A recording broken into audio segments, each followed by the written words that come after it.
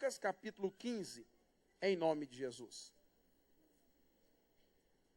Abra sua Bíblia no livro de Lucas, capítulo de número 15.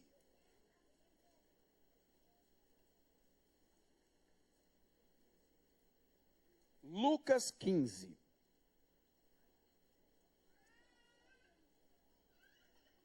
Aqui nós temos algumas lições a respeito da nossa casa e da nossa família. Nós vamos ver um lar que aparentemente estava tudo bem, mas como eu disse agora há pouco, aparentemente. Porque, irmãos, alguns sinais nos dão mostras de que uma família precisa de cura, de que algo tem que ser feito. E às vezes nós não prestamos atenção nesses sinais que a gente começa a perceber dentro de casa. Nós vamos ver aqui que se não é o poder de Deus, o Espírito Santo convencendo essa família, nós vamos ver que se não é o Espírito Santo, essa família estava perdida. Mas graças à ação do Espírito Santo, que é quem convence o homem do pecado, essa família foi salva. Que a nossa seja. Que o Espírito de Deus também possa entrar na nossa casa e abrir, meu irmão, os olhos daqueles que talvez estão presos na mão do inimigo e vendidos ao pecado. Vamos lá? Lucas capítulo 15, quem encontrou, diga amém. Versículo 11, diz assim na parábola do filho pródigo. Jesus continuou dizendo: certo homem tinha 2 filhos. O mais moço deles disse ao pai: pai, dá-me parte dos meus bens que me pertencem. E o pai repartiu os bens entre os 2. Poucos dias depois, o filho mais novo, ajuntando tudo, partiu para uma terra longínqua e ali desperdiçou os seus bens, vivendo dissolutamente. Tendo ele gastado tudo, houve naquela terra uma grande fome e começou a padecer necessidades. Então ele se foi e se chegou a um dos cidadãos daquela terra, o qual mandou para os seus campos apacentar os porcos. E ele desejava comer as alfarrobas que os porcos comiam, mas ninguém lhe dava nada. Então, caindo em si, disse: quantos trabalhadores de meu pai têm abundância de pão, e eu aqui pereço de fome? Levantar-me-ei e irei ter com o meu pai, e lhe direi: pai, pequei contra o céu e perante ti, já não sou digno de ser chamado teu filho, então faze-me como um dos teus trabalhadores. Então, levantando-se, foi para o seu pai, que ainda estava longe. E quando viu o seu pai, se moveu de íntima compaixão e, correndo, lançou-se-lhe ao pescoço e o beijou. Vamos parar por aqui, que aqui já tem algumas lições que nós vamos continuar lendo no decorrer da reunião. Primeiro, o texto nos fala de uma família que havia o pai e os 2 irmãos. E de repente o filho mais moço chega para o pai e diz: pai, dá-me a parte dos meus bens que me pertence. Ele foi reclamar a herança. Só que é engraçado que a gente sabe que herança é algo que você só recebe depois que o parente morre. Você não recebe herança de alguém que está vivo, a menos que este o queira fazer de livre e espontânea vontade. Mas o que lemos no texto é o filho mais moço, mais novo, chegando no pai e dizendo: pai, eu quero a minha herança. Em outras palavras, olha, para mim não importa que se o senhor morra, o que aconteça, o que acontecer, o que eu quero é a minha parte. A gente vê aqui o interesse financeiro. E aí o pai libera, dá o dinheiro para o filho vai e se perde para lá, e de repente o filho resolve voltar. Estou só fazendo uma introdução aqui para a gente entender mais. E aí o filho volta. O pai recebe o filho de braços abertos. O pai faz uma festa. Ficou super contente com a volta do filho. Manda colocar um anel, veste a melhor túnica. Primeiro vestiu a túnica, depois colocou um anel, depois colocou uma sandália, matou o bezerro, fez uma festa. Quando o irmão mais velho ouve a festa que se fazia para o filho mais novo que havia voltado, olha a indignação que entrou no coração dele. Versículo de número 25. Vamos ler aqui o 25. Diz assim: o filho mais velho estava no campo, e quando voltou, chegou perto da casa e ouviu a música e aquelas danças. Chamando um dos criados, perguntou-lhe o que era aquilo. E ele disse: veio teu irmão e teu pai matou o bezerro cevado, porque o recebeu são e salvo. Mas ele se indignou e não queria entrar. Então, saindo o pai, estava com ele. E você diga amém. Vamos parar por aqui, que a gente percebe aqui os sintomas de uma família que precisava de cura. Primeira coisa que acontece, repita comigo bem forte: o pai se torna descartável. Ele já não dava mais atenção para o pai, porque ele pediu herança para ir embora. Segundo, o lar perdeu a importância, porque o que ele queria era sair de casa. Pediu a parte dos bens, não para ter algo que era seu, mas para sair de casa. Terceira coisa importante aqui para nós: o irmão tornou-se algo dispensável. Ou seja, a família já não tinha mais valor algum. E aí o filho chega e pede para o pai a parte e o pai libera. E aí, depois que lemos tudo isso, eu quero fazer uma pergunta para vocês. De quem era a culpa por esta família que aparentemente estava bem, estava mal? De quem era a culpa por essa família estar mal? Hã?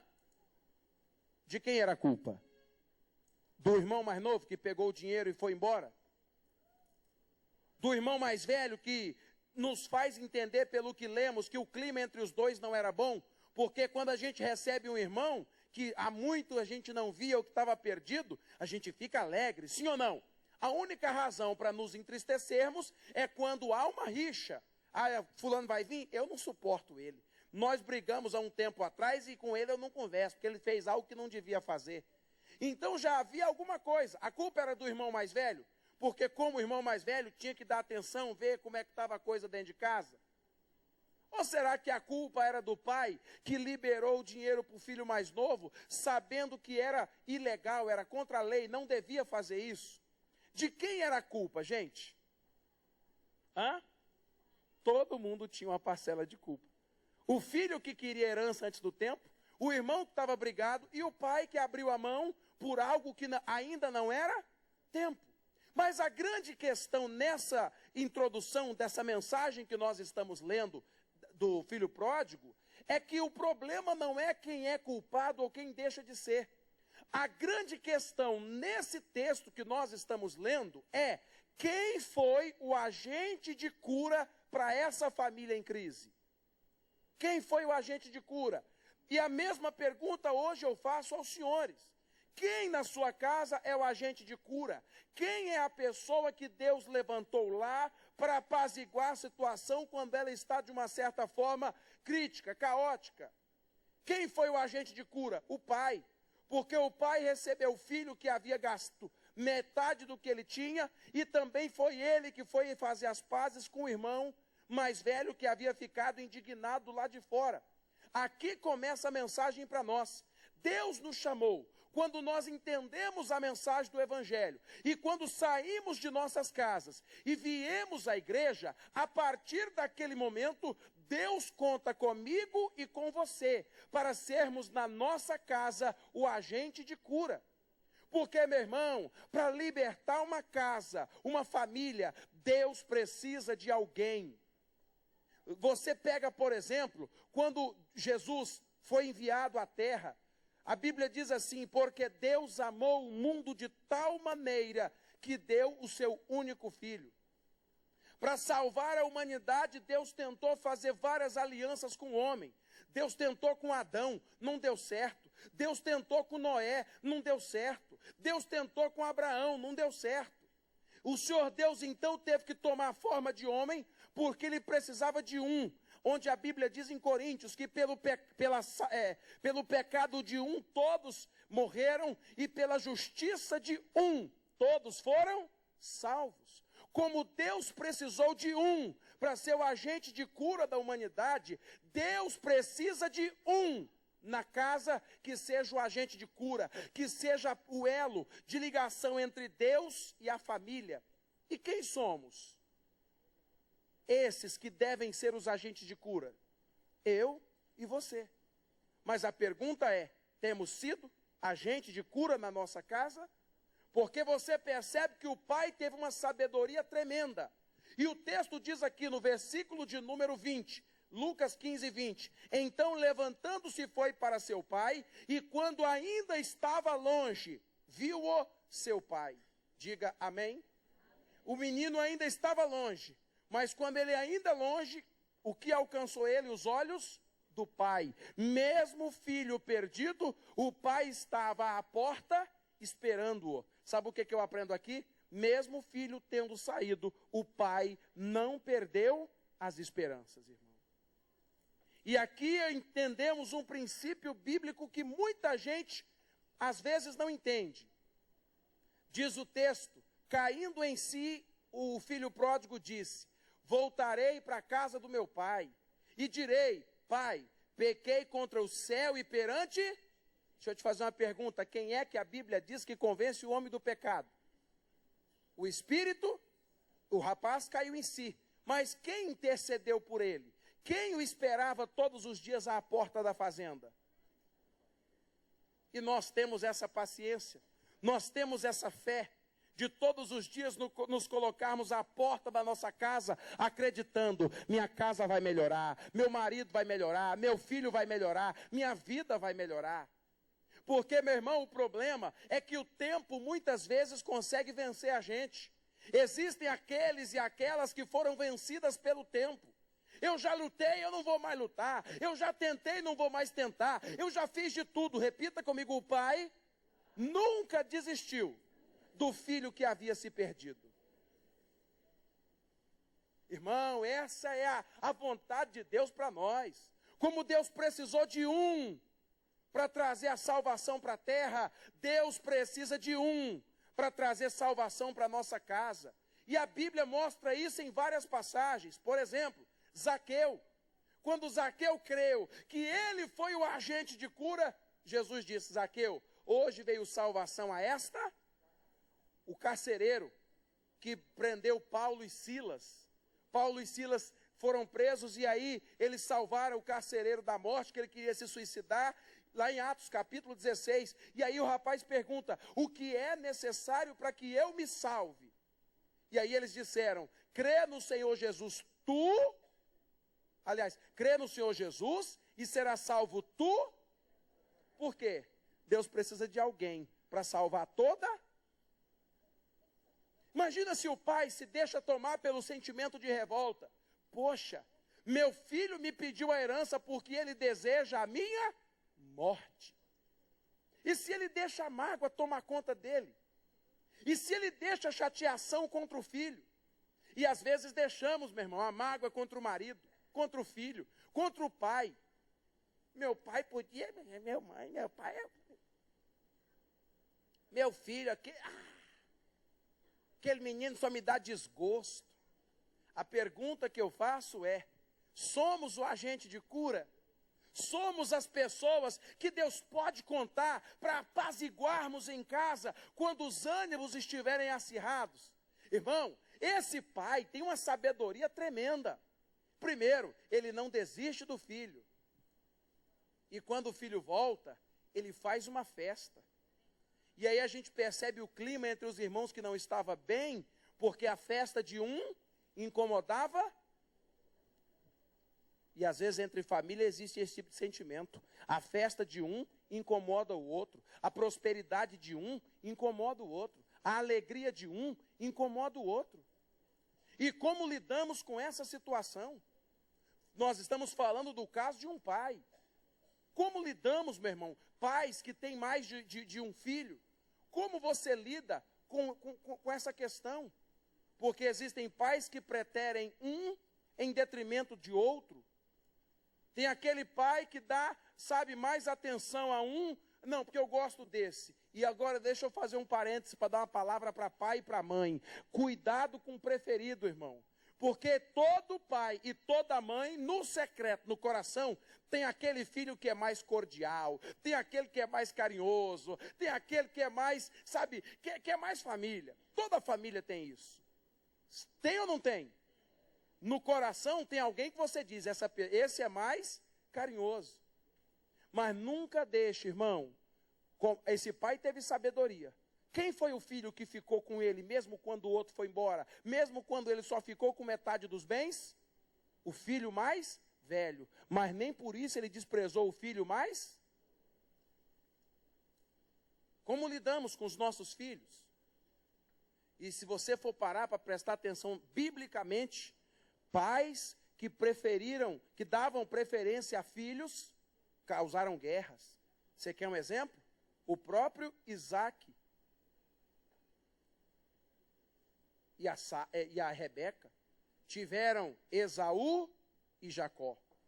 Rebeca gostava mais de Jacó. Isaac gostava mais de Esaú. Se você for ler o texto sagrado e for ler o livro de Gênesis para acompanhar a história, você vai ver que essa preferência de um por outro, cada um preferia um, trouxe guerra entre os irmãos. Ainda que no seu coração tenha aquele que, entre aspas, é o preferido, jamais deixe transparecer. E esse pai teve a sabedoria de fazer uma festa para o filho e de acalmar o coração do outro que se sentiu incomodado. A verdade, amigos, é que ser família, é que viver em família é uma arte. E muitos põem a família a perder quando não tem essa, como é que eu posso dizer, essa direção de Deus, essa sabedoria para lidar com cada tipo de personalidade. Esse pai me chama a atenção, porque ele não desiste do filho que gasta tudo, mas também não deixa o filho mais velho ficar magoado com o irmão. Ele foi agente de cura. Quando vemos que alguém em casa está nervoso, brigado, como é que fazemos? Muitas vezes somos aqueles que apagamos fogo com gasolina. Tem gente que é assim. Um já está nervoso, ela chega e deixa mais nervoso ainda. O outro está bravo, brava, ainda deixa mais bravo ainda. Estou falando de pai e filho, mas pode ser em casa, marido e mulher, relacionamento com sogra.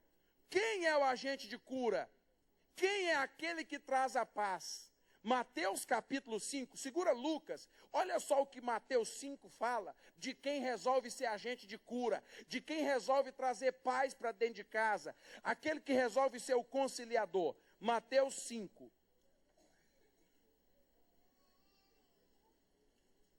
Mateus 5, 9, quem encontrou, diga amém. Diz assim a Bíblia Sagrada, Mateus capítulo 5, versículo 9. Bem-aventurados os pacificadores, porque eles serão chamados filhos de? Serão chamados filhos de? Quem promove a paz é chamado de quê? E eu tenho promovido o quê na minha casa? A gente tem que ter sabedoria, irmão, para promover paz. Esse pai teve sabedoria, mesmo tendo tido a falha dele, porque somos falhos. Mas temos que ter a sabedoria para dentro da nossa casa promovermos a paz. Ele não deixou de esperar um dia e nem de orar pelo filho que se foi, mas também não deixou de prestar atenção no filho que ficou. Aqui eu aprendo uma coisa importante. Quando ele espera pelo filho, que ele coloca o filho diante de Deus, duas coisas aconteceram e foi importante demais para esse que saiu de casa. Primeira coisa que aconteceu quando o pai orou, repita comigo, o Espírito Santo produziu 2 frutos no filho rebelde. A minha oração pela minha família produzirá também esses 2 frutos no coração dos rebeldes. Meu irmão, rebeldia não se combate com rebeldia. Pirraça não se combate com pirraça. Existem erros que muitas vezes, e nós temos que ter essa sabedoria, não se combate com punição. O pai orou pelo filho. Quando o filho voltou, olha o que a Bíblia diz. Versículo de número 17. Lucas 15, 17. Então, caindo em si, disse: quantos trabalhadores de meu pai têm abundância de pão, e eu aqui pereço de fome? Levantar-me-ei e irei ter com meu pai e lhe direi: Pai, pequei contra o céu e perante ti, já não sou digno de ser chamado teu filho. Amém. Vamos parar por aqui. Repita comigo, primeiro fruto. Reconhecimento. Meu irmão, quando eu oro pela minha família, quando eu mantenho a esperança, a fé viva, o Espírito Santo produz neles reconhecimento. Uma hora ou outra, eles vão reconhecer que erraram. Mas você sabe como é que a gente quer que eles reconheçam que erraram? Com as nossas brigas.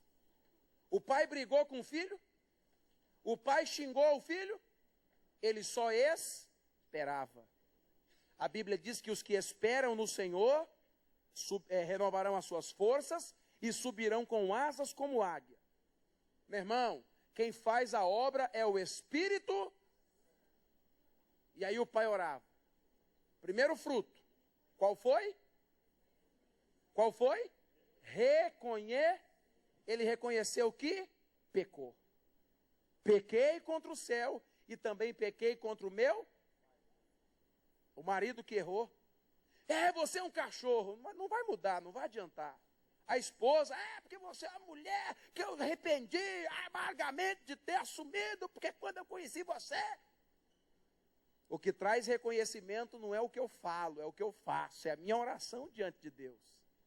O filho reconheceu que errou. E o pai sendo agente de cura, sendo o pacificador. Segundo fruto. Primeiro é reconhecer. Segundo fruto, repita comigo, arrependimento. E aí o filho se arrependeu. Esses frutos, quem produz, meu irmão, é o Espírito Santo na minha justiça. Ele produz na minha família quando eu sou agente de paz. Quando eu assumo o meu lugar na palavra de Deus. Porque, irmão, você pode ser filho, pode ser mulher, pode ser sogra, nora. Quando você começa a orar pela sua família, no mundo espiritual você assume o papel de pai espiritual da sua casa. Você tem orado por alguém. Quando você começa a orar por alguém, você assume automaticamente o papel de pai e mãe espiritual. Eu tenho meu pai biológico. Quando eu oro por eles, que eu me coloco diante de Deus para lutar em oração pela minha família, eu me coloco na posição de pai espiritual do meu pai. Todos que fazemos isso somos pais espirituais. E a nossa oração produz esses dois frutos nos perdidos. Naqueles que estão perdidos, virar a cabeça. Primeiro é o reconhecimento. E depois o arrependimento. E quem faz isso é o Espírito, não sou eu. Não são minhas palavras. O pai não disse uma palavra para o filho, porque ele ainda estava longe. Mas mesmo longe, o poder de Deus, através da nossa oração, alcança o nosso. O marido pode ter ido embora. O filho pode ter fugido de casa. Pode estar envolvido nas drogas. Mas a minha justiça, a minha oração, eu assumir a posição de pai espiritual, fará o Espírito Santo produzir no coração deles esses dois frutos. Primeiro, reconhecimento. E depois diga amém. Repita comigo, quem faz? É o Espírito Santo. Não sou eu. O pai não fez nada, só orou. Outra coisa importantíssima aqui, meu irmão. Versículo de número 18. Levantar-me-ei e irei ter com meu pai. E lhe direi, quantos trabalhadores de meu pai têm abundância de pão e eu aqui pereço de fome? Levantar-me-ei e irei ter com meu pai e lhe direi, pai, pequei contra o céu e perante, já não sou digno de ser chamado teu filho. Faz-me como um de teus trabalhadores. Não vou continuar lendo, mas se você ler, o filho chega na casa do pai e coloca tudo isso para fora. Deixa eu te fazer uma pergunta. Um cego pode guiar outro cego? Para eu ser agente de paz na minha casa, primeiro eu tenho que ter paz. Porque quem não tem paz, não pode dar a paz. Quem não foi liberto, não pode libertar. E para o filho sair, tirar de si aquela carga negativa, aquela, como é que eu posso dizer, todo esse peso que estava sobre a cabeça dele, ele teve que colocar para fora. Preste atenção nisso. Irmão, tem gente que diz bem assim: pastor, eu não consigo perdoar. Um dia desse eu atendi um casal aqui em Rondonó, aqui na igreja. Eu não consigo olhar para o meu marido e vê-lo como meu marido. Na frente dele, eu atendendo o casal, ela virou e disse: eu não gosto mais dele. Ele não ficou por baixo. E eu muito menos gosto dela. E aí, como é que você faz com um caso desse? Meu irmão, tem coisa que só sai do coração quando a gente tem coragem de colocar para fora o que envenena a alma. E aí eu olhei para esse casal, primeiro para ela, depois para ele, e perguntei: o que foi que ele fez que mudou o seu coração em relação a ele? Ela ficou calada uns 10 minutos, e eu perguntei umas 5 vezes. Foi quando ela falou. Foi aquele dia e tal, e aí ela contou, é um caso muito pessoal. E aí ela colocou para fora e começou a chorar. Aí eu perguntei para ele: e você? Ele também colocou para fora o que era. Foi lindo de ver.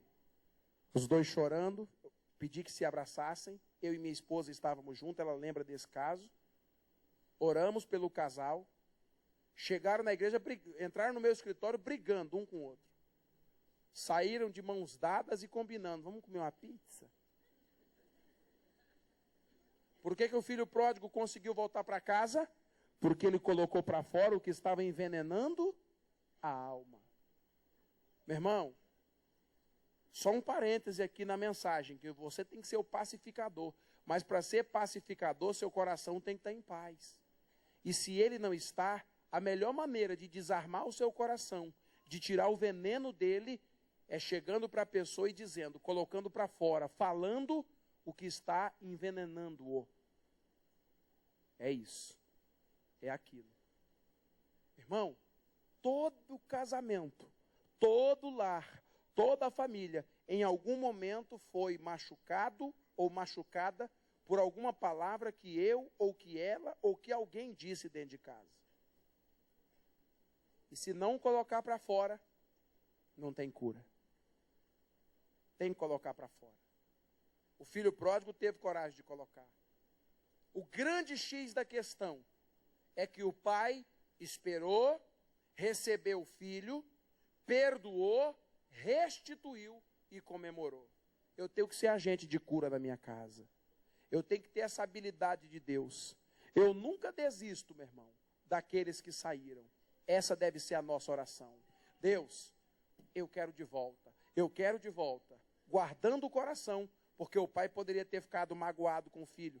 Porque o filho perdeu em pouco tempo metade daquilo que o pai gastou a vida inteira para construir. Mas o pai guardou seu coração. Esses dias Deus tem falado tanto comigo, gente. Preguei na quarta passada, preguei domingo, e hoje de novo cai na mensagem de guardar. Guarde seu coração, porque o que Deus vai fazer na sua casa é algo lindo, mas tem que guardar o coração. Para ser agente de paz, na sua casa, quem tem que ser o pacificador é você. Porque os pacificadores, segundo a Bíblia, serão chamados filhos de Deus. Diga amém. Você pode estar com raiva, com alguma coisa. Como você tem que ser o pacificador, tira o que está envenenando a alma. Chega para o filho, para o marido, para a esposa, coloca para fora. Não deixa guardado aquilo que te fizeram não, porque isso vai te fazer mal. Irmão, e sendo pacificadores, nós vamos conseguir construir uma nova história na nossa família. Diga amém? Uma família que alguém olhou e poderia dizer, essa família acabou. O irmão ficou com raiva do outro que foi embora, o outro sumiu, pegou tudo que tinha e foi embora, só ficou o pai com o irmão magoado. Essa família acabou. Mas com o poder de Deus e as atitudes do pai, essa família foi restaurada. Diga amém, irmão. Deus também pode fazer isso na nossa. É só a gente crer. Mas uma coisa me chama a atenção. Repita comigo todos os dias. Todos os dias. O pai esperava pela volta do filho. Repita comigo, o pacificador sempre espera o melhor das pessoas. Por mais ruins que eles sejam na sua casa, espere o melhor. Espere o melhor, porque Deus fará. Espere, espere. Não duvide, não desista. Menos cedo ou menos tarde, você verá, como o pai do filho pródigo, aqueles que saíram, que se perderam, voltando, dizendo: pequei contra o céu e perante ti, mas eu quero de volta a comunhão da minha casa. Diga amém? Vamos aplaudir Jesus bem forte, gente.